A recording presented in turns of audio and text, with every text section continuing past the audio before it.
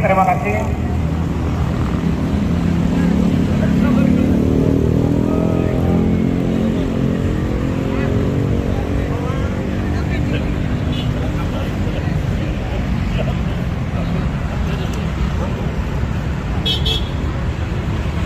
Bicara Perpu ini hanya kegentingan ya, alasannya kegentingan. Ini benar memang ada kegentingan. Jadi tidak ada yang salah dengan sebetulnya dengan Perpu ini kalau soal kegentingan.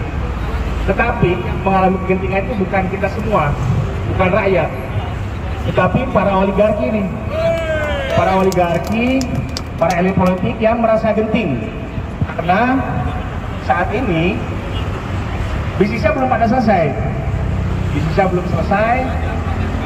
konflik kepentingannya belum selesai, masih mau dilanjutkan. Jadi lahirlah alasan genting ini untuk melahirkan Perpu. Buat kita semua, jelas Perpu ini sangat merugikan. Karena ada dua hal. Yang pertama, soal buruh yang jelas-jelas sudah semakin jelas keadaannya, situasinya, gambarannya. Dan oleh karena itu yang kita butuhkan adalah persatuan.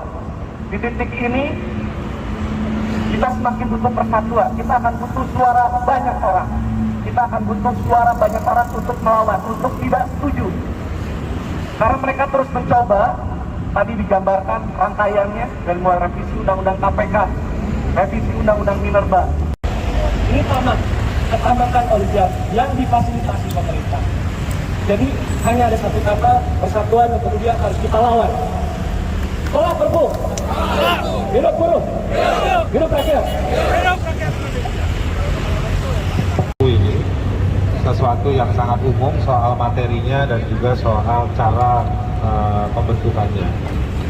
Saya pikir kalau soal materinya yang juga terkait dengan pembentukannya, sejak munculnya Undang-Undang Omnibus lalu sudah dikoreksi oleh Mahkamah Konstitusi, sebetulnya ada sejumlah kecurangan lain yang dilakukan oleh pemerintah, misalnya juga merubah undang-undang tata cara pembentukan peraturan perundang-undangan. Jadi alat masaknya undang-undang yang diperbaiki, jadi bukan menunya atau materinya yang diperbaiki, tapi alat masaknya yang diperbaiki.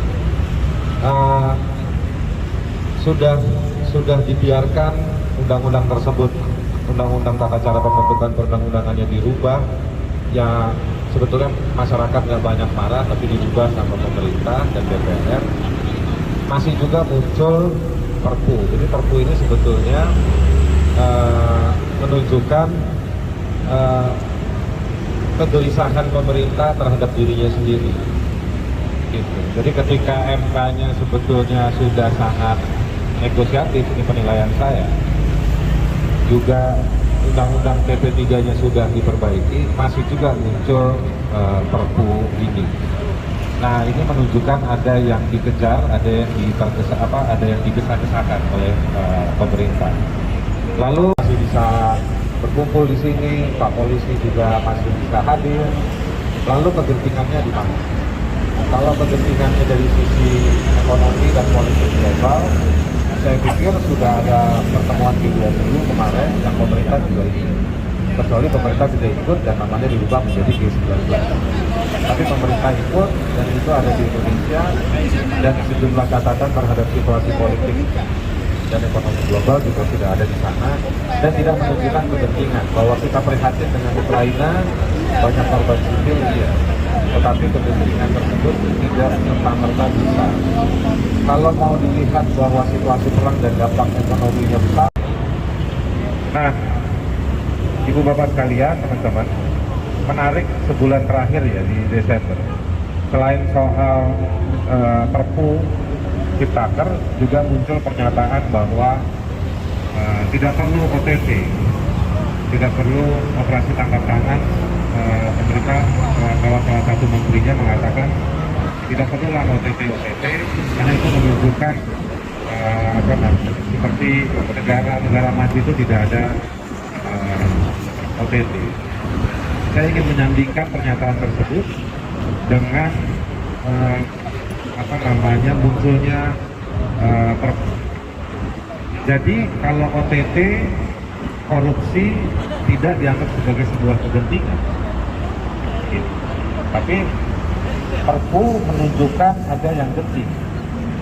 Nah, ini menurut saya ada standar yang berbeda untuk melihat situasi di Indonesia